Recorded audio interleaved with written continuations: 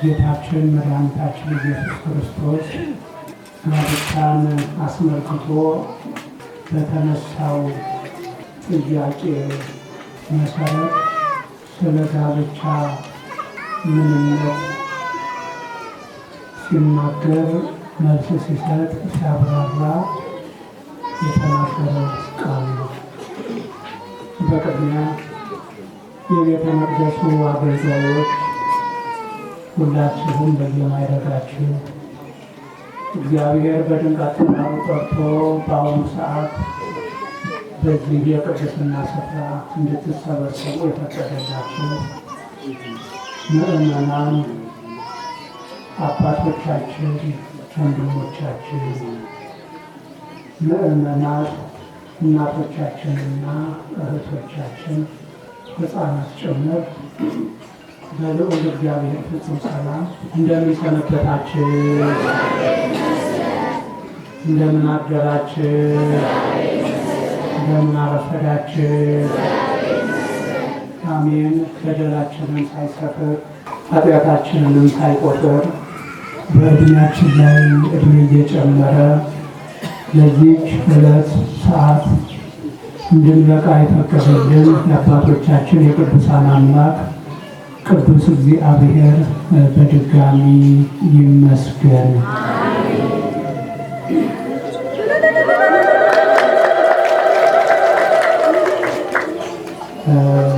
ዛሬ ያው የእመቤታችንን ወርሃዊ በዓል ከማክበር ጋር እንደ እግዚአብሔር ፈቃድ ደግሞ ብዝሑ ወተባዝሑ ወምልእዋ ለምድር ብዙ ተባዙ ምድርንም ሙሏት ብሎ አምላካችን እግዚአብሔር በሰጠው መለኮታዊ መመሪያ መሰረት ሥርዓተ ጋብቻቸውን የፈጸሙ 5 ጥንዶች ዛሬ ፊታችን ላይ ተቀምጠው እያያችሁ ነው። ስለዚህ የእነሱንም የጋብቻ በዓል ቤተ ክርስቲያን እያከበረች ነው ዛሬ።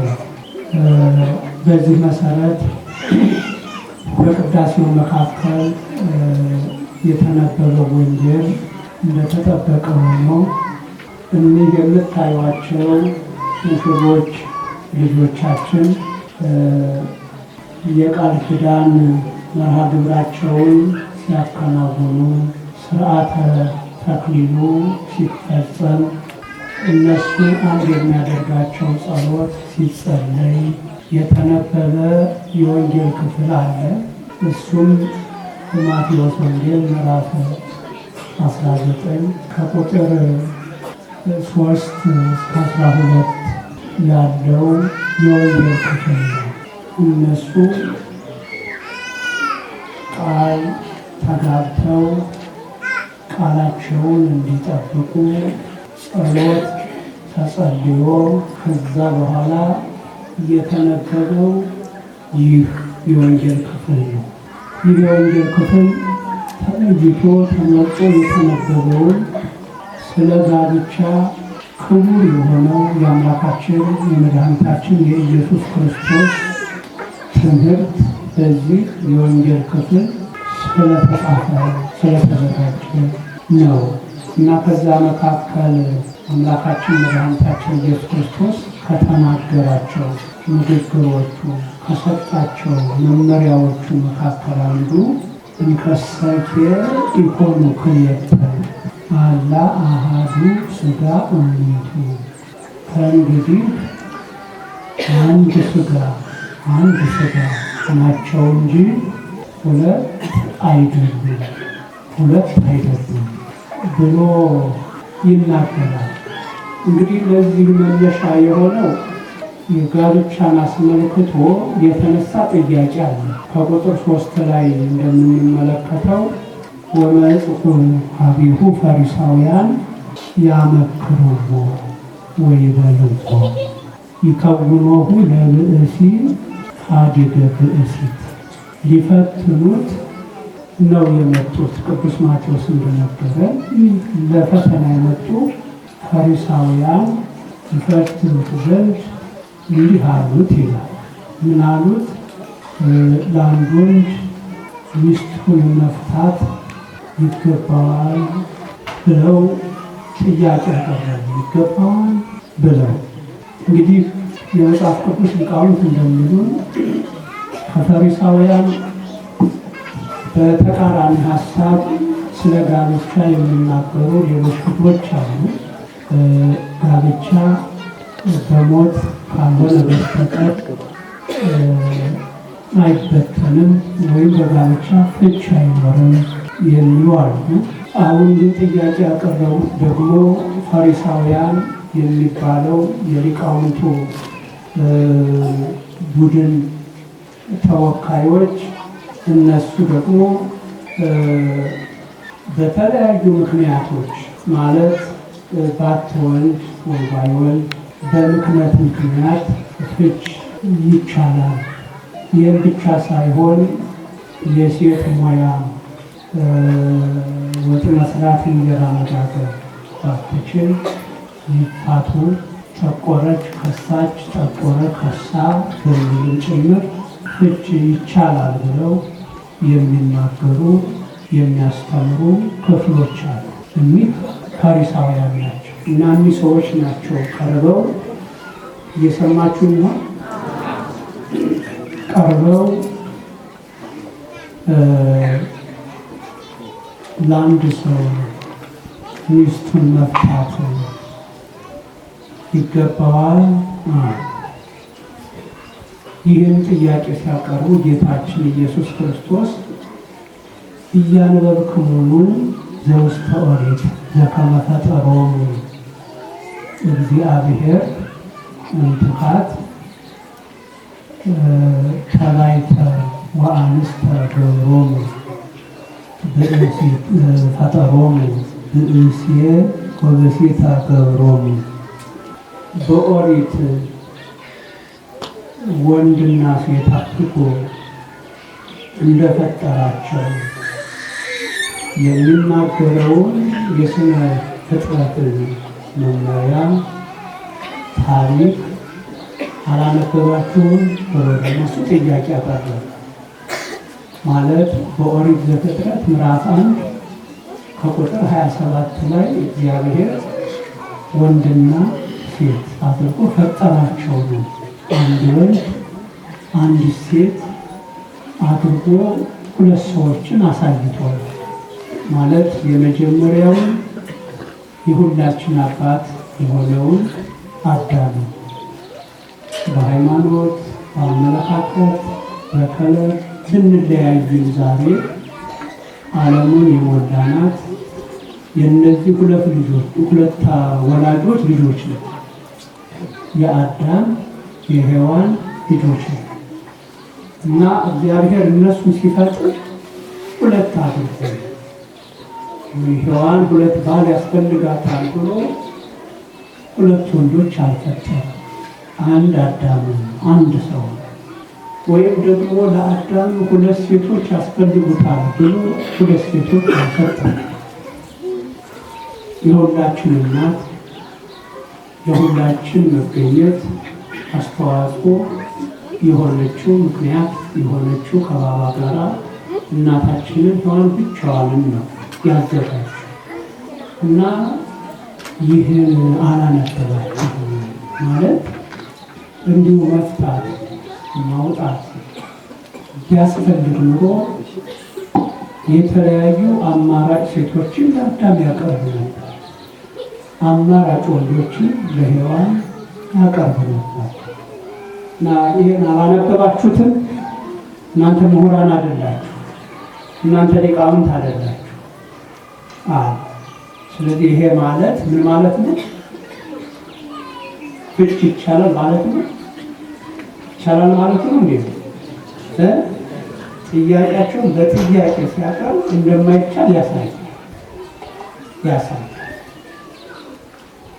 ስለዚህ ይልና በእንተዝ የሀድግ ብእሲ አባሁ ወእሞ።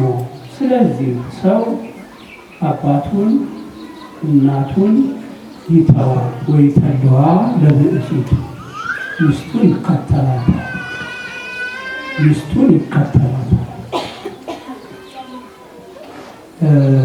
ተብሎ ተጽፏል። ይሄ ደግሞ በኦሪት ዘፍጥረት ምዕራፍ 2 ቁጥር 24 ላይ እግዚአብሔር መለኮታዊ ዕቅድ አወጣ። አዳም ብቻውን ይኖር ዘንድ መልካም አይደለም ማለት። ከዛ በኋላ ይህን መለኮታዊ ዕቅድ ትግበራ ሲያደርግ በአዳም ላይ እንቅልፍ አመጣ። አዳም በተኛበት አንድ አጥንት ከጎኑ መዘዘ። ከአዳም ጎን አንድ አጥንት መዘዘ። ያን የተመዘዘውን አጥንት የተመዘዘበትን ጎደሎውን በስጋ ሞላው።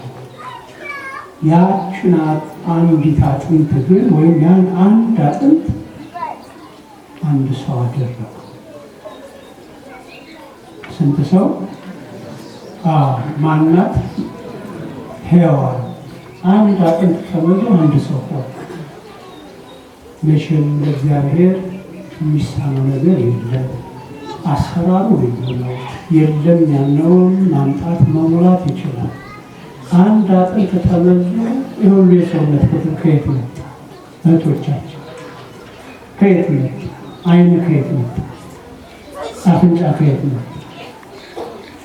እጅ እግር ከየት መጣ? ሆድ ከየት መጣ? አንድ አጥንት ተመዞ እንደምታዩት ሰው የሚያስብለው ሙሉ የሰውነት ክፍል ተባለ።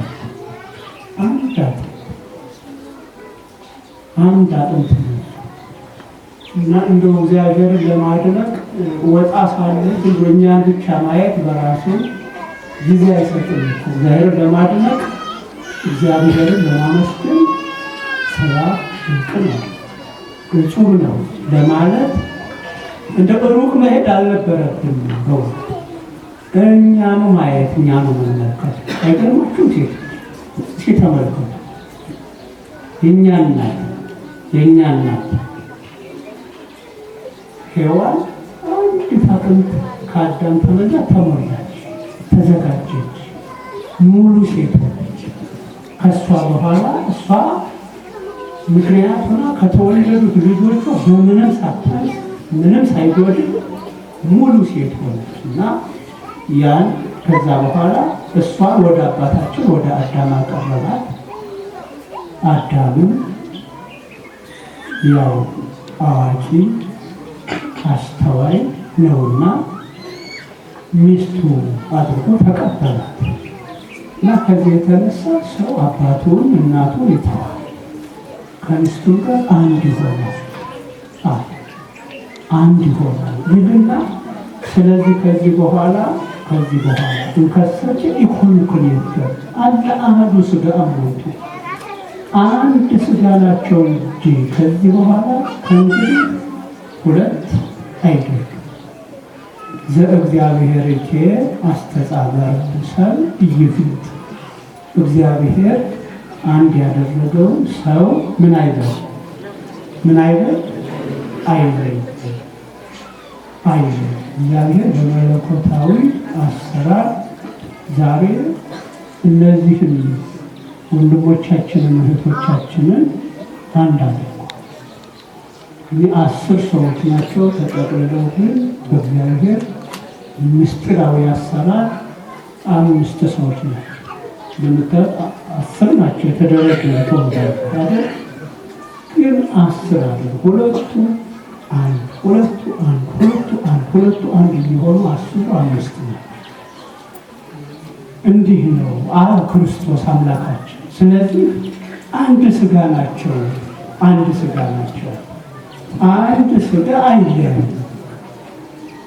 አንድ ስጋ አይለያም። እየሰማችሁ ነው ሙሽሮች? እየሰማችሁ ነው? ሁላችሁ ልብ በሉ። አንድ ስጋ እንጂ ሁለት አይደለም። አንድ ስጋ ራሳችን ጽድ ማነው ስምህ? ገብረ ጻድቅ። አንቺ ማነሽ?